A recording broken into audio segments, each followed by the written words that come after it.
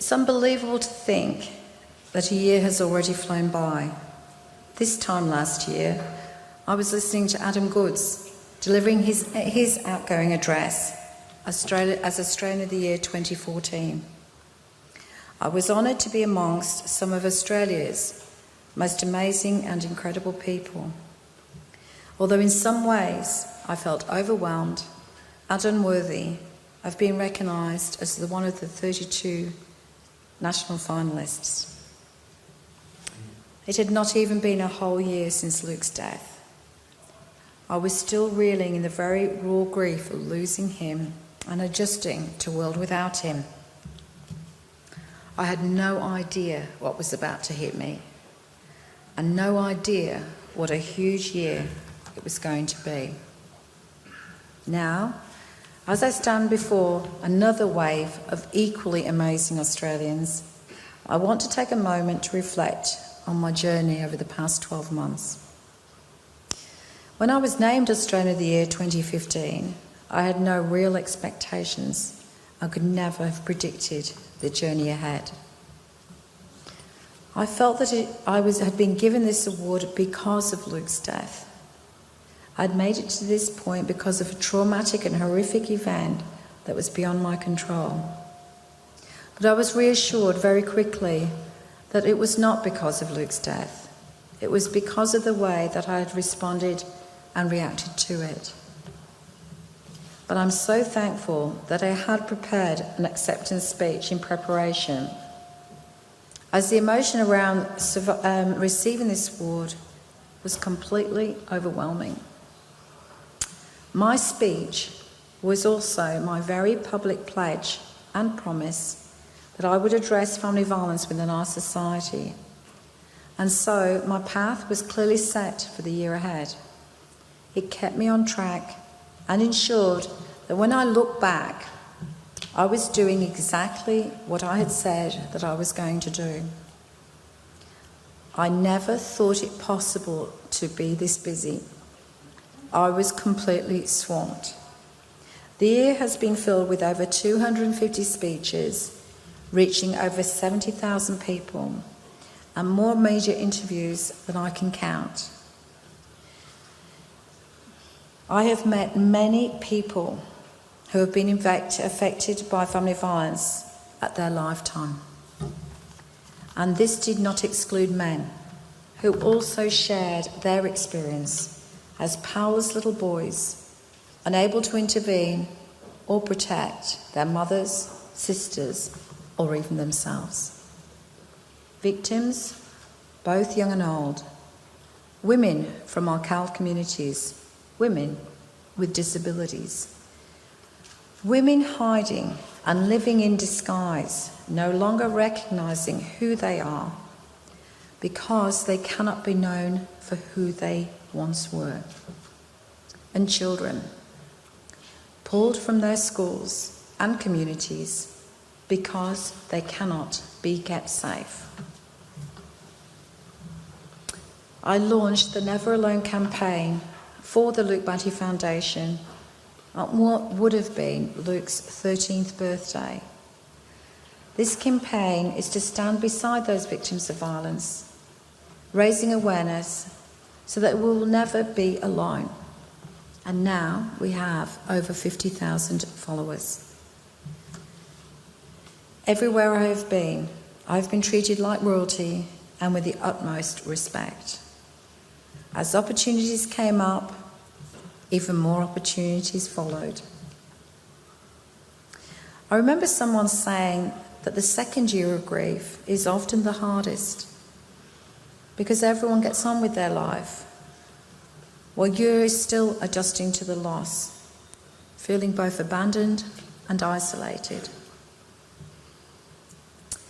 And I am so genuinely appreciative of the support that I have received during what could otherwise have been an even tougher year on so many levels.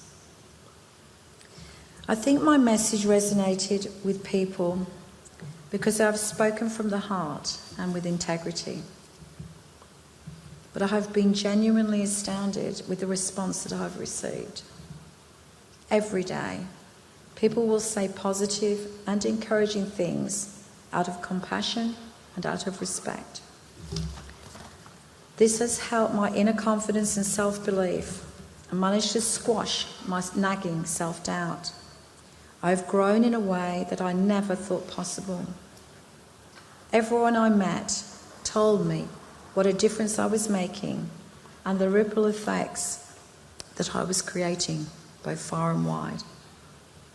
I do admit that at times I was totally overwhelmed and utterly exhausted. There was just so much opportunity to make a difference, and I found myself wanting to say yes to everyone and everything. I couldn't wait for change.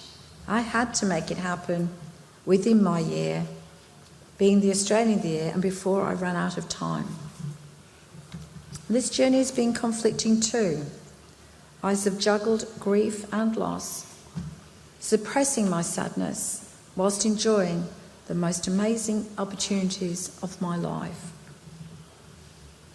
Along my journey, I became mindful that I was becoming some sort of public figure, perhaps even a tragic type of celebrity, and that I was still fragile and vulnerable. But I have been fortunate to have the support from many good, kind and genuine people who believe in me and have helped me through moments of self-doubt. And I could not have done this without Justin, my manager. He not only handles the vast quantities of requests that come through, but knows my physical and emotional limits better than anyone. And most importantly, he supports and believes in this cause and has the same commitment to being part of this revolution. I could not have done what I have been able to do without Justin's tireless efforts and support. Thank you, Justin.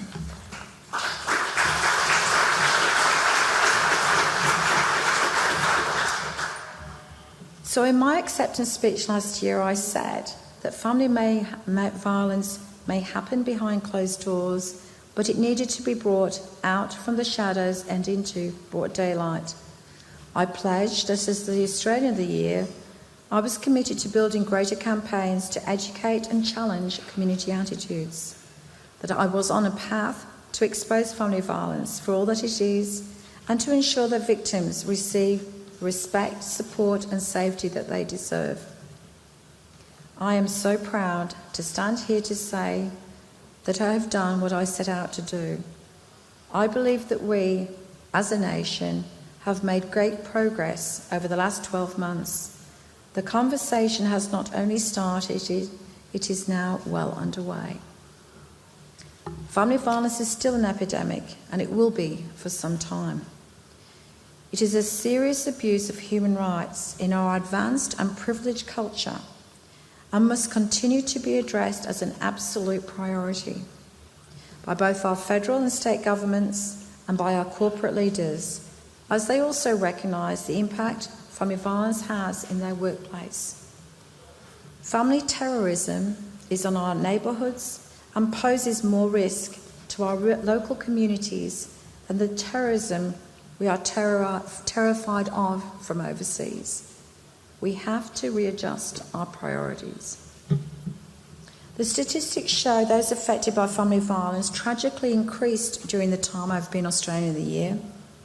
In my opening speech, I spoke about 1 woman a week being murdered, and now I speak of 2. Someone's mother or daughter, sister, friend, or valued employee. A life tragically taken through the ultimate act of power, control, and revenge. My time as the current recipient may be coming to an end, but my focus on family violence will not. Together we have created an awareness of an issue that has always been here, and there is so much more to do. Whilst family violence is still happening behind closed doors, the conversations aren't. We are now having deep, confronting conversations, the ones we really need to have, in the home, workplace, and amongst our political parties. We are shifting the blame previously placed onto the victim and redirecting it where it squarely needs to be, to the perpetrators of this violence. And that is a significant progress that I'm proud of. The more we expose what's happening, the more we see this epidemic for what it is, and we need to name it. This is overwhelmingly men's violence towards women. And to quote the Prime Minister, not all disrespect of women ends in violence, but all violence begins with disrespect. And the overwhelming majority of men that I know and have met are also part of this journey. They are equally appalled by what is taking place and are keen to remove this epidemic from our communities for the sake of the women in their lives, and particularly their daughters. They recognise that both men and women need to work together for the safety of our future generation of young girls. We all want to live in a safer and more respectful society where we embrace diversity and respect all cultures. Together we will make this happen because we have no choice. And just like the anti-smoking campaign, we have been influenced over several decades and no longer tolerate people who smoke in our immediate vicinity due to the health risks it presents.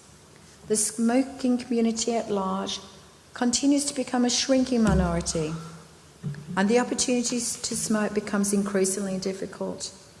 Smoking in our homes, cars, and public places is no longer tolerated, and the health risks are clear. We are on a journey of change, but this will not happen overnight. We have a long journey ahead, but the exciting thing is we have started and Luke has not died in vain. So the class of 2016, as I hand over the baton, I want to say this is a huge opportunity for the cause you are representing. As a national finalist, you will have a platform that can help inject enormous momentum to your cause. You will be swamped and overwhelmed, and I encourage you to be big, to be bold, and to be brave. As an Australian of the Year finalist, embrace this opportunity and maximise all possibilities with both your head and your heart. You can make this opportunity as big as you'd like it to be and do amazing things.